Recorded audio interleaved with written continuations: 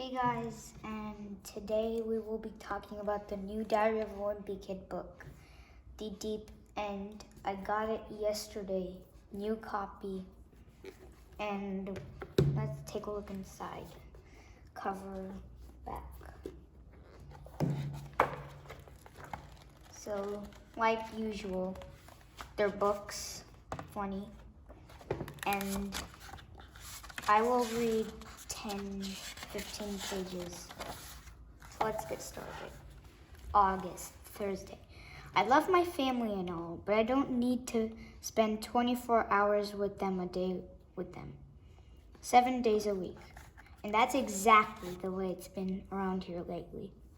It's not just me who's getting tired of this either. We're all going a little nuts, and if things don't change soon, I think we're gonna go off the deep end. Mom says we've been cooped up for too long, and we just need a vacation. But what we really need is a vacation from each other. That's not going to happen anytime soon, because we don't have any money. And the reason we don't is kind of a long story. Crunch. We've been living in my grandma's basement for 2 months, and I don't know how much longer we can keep going like this. Mom says that one day we'll look back on this time and smile. But she's not the one who has to share a futon with Roderick every night. The crazy thing is, Grandma's got plenty of room in her house, so I don't understand why our whole family has to stay in her basement. When we first got here, I called dibs on the guest room, but Grandma said it was already taken. Grrr. I don't think Grandma's too thrilled we're living with her, because whenever her friends come over, she asks us to stay out of sight. And that's kind of inconvenient since there isn't a bathroom in the basement, and her friends always stay forever. We can't use the kitchen when Grandma's got guests, which means we can't eat dinner until after they're gone. But last night, I guess Roderick got sick of waiting, so he heated up some leftover pizza in Grandma's dryer. Vroom. There's no TV in Grandma's basement, so the only thing we've got to entertain ourselves with is each other. And believe me, that's not enough. Mom says being bored is good because it makes you use your imagination. But whenever I try it, I always end up imagining the exact same thing. Zzz. Something that's making the situation a whole lot harder is that Dad is working from home this summer, which means he's always around. And whenever Dad has a meeting, the rest of us have to pretend we're not there. But that's not always easy to do, especially when you've got a 3-year-old in the family. Most of the time, I just try to keep myself busy. Grandma's got stacks of puzzles down in the basement, and I've done a few of them by myself. But Mom always lets Manny put in the last piece to make him feel important. Snap. If you ask me, I don't think Mom's doing Manny any favors by babying him.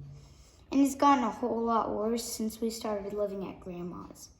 Sometimes after dinner we'll play a board game as a family, but Manny can't handle complicated rules, so we always end up playing a game that doesn't require any skill. Slides and rainbows. We have to go to bed before it's even dark outside because we're all on Manny's schedule. Those days, Manny's favorite bedtime story is Noah's Ark picture book. It's about this guy who hears it's going to rain for a really long time, so he builds a giant boat to ride out the storm with a bunch of animals. The illustrations in Manny's book are all cartoons, and they make it look like a flood wiped out half the earth. Was kind of fun. But I guess if the drawings were more realistic, parents wouldn't buy it for their preschoolers. I've got some questions about the Noah's Ark story, though. For starters, I want to know why Noah let venomous creatures like snakes and scorpions on board. Because if it was me, I would have used the opportunity to leave a few of those guys behind. Rumble.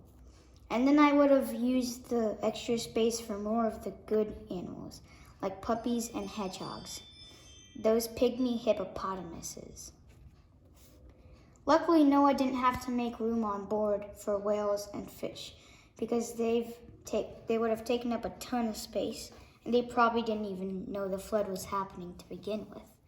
But it doesn't make a lot of sense that Noah let birds on the ark, since they could have just flown, and I bet he regretted that decision right away. And that's all I'm going to read for today.